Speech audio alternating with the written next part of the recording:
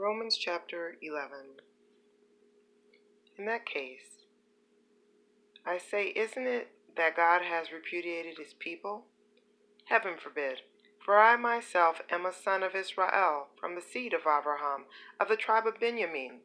God has not repudiated his people, whom he chose in advance. Or don't you know what the Tanakh says about Eliyahu? He pleads with God against Israel. Yehovah, they have killed your prophets and torn down your altars, and I'm the only one left, and now they want to kill me too. But what is God's answer to him? I have kept for myself 7,000 men who have not knelt down to Baal. It's the same in the present age. There is a remnant chosen by grace.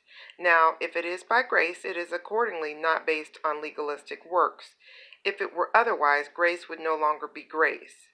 What follows is that Israel has not attained the goal for which she is striving. The ones chosen have obtained it, but the rest have been made stone-like, just as the Tanakh says. God has given them a spirit of dullness, eyes that do not see, and ears that do not hear, right down to the present day. And David says, let their dining table become for them a snare and a trap, a pitfall and a punishment. Let their eyes be darkened so that they can't see, with their backs bent continually. In that case, I say, isn't it that they have stumbled, with the result that they have permanently fallen away? Heaven forbid. Quite the contrary. It is by means of their stumbling that the deliverance has come to the Gentiles, in order to provoke them to jealousy.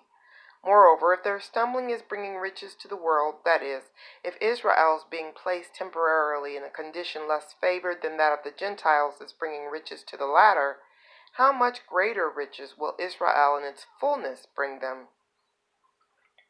However, to those of you who are Gentiles, I say this. Since I myself am an emissary sent to the Gentiles, I make known the importance of my work in the hope that somehow I may provoke some of my own people to jealousy and save some of them. For if their casting Yeshua aside means reconciliation for the world, what will their accepting him mean?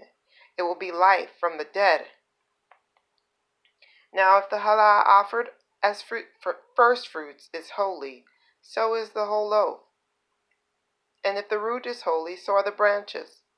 But if some of the branches were broken off, and you, a wild olive, were grafted in among them and have become equal sharers in the rich root of the olive tree, then don't boast as if you were better than the branches.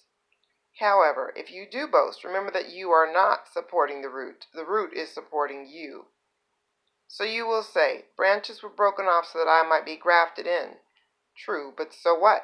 They were broken off because of their lack of trust. However, you keep your place only because of your trust, so don't be arrogant. On the contrary, be terrified. For if God did not spare the natural branches, he certainly won't spare you. So take a good look at God's kindness and his severity. On the one hand, severity toward those who fell off, but on the other hand, God's kindness toward you, provided you maintain yourself in that kindness. Otherwise, you too will be cut off. Moreover, the others, if they do not persist in their lack of trust, will be grafted in, because God is able to graft them back in. For if you were cut out of what is by nature a wild olive tree and grafted, contrary to nature, into a cultivated olive tree, how much more will these natural branches be grafted back into their own olive tree? For, brothers, I want you to understand this truth which God formerly concealed but has now revealed, so that you won't imagine you know more than you actually do. It is that stoniness, to a degree, has come upon Israel until the Gentile world enters its fullness, and that it is in this way that all Israel will be saved, as the Tanakh says. Out of Zion will come the Redeemer. He will turn away ungodliness from Yaakov, and this will be my covenant with them, when I take away their sins. With respect to the good news, they are hated for your sake. But with respect to being chosen, they are loved for the patriarch's sake. For God's free gifts and his calling are irrevocable.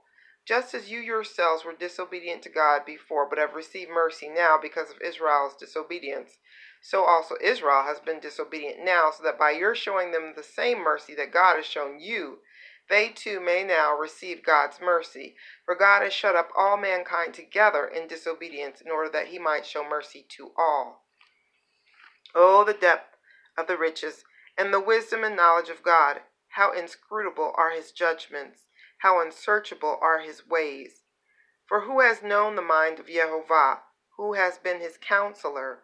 Or who has given him anything and made him pay it back? For from him and through him and to him are all things. To him be the glory forever. Amen.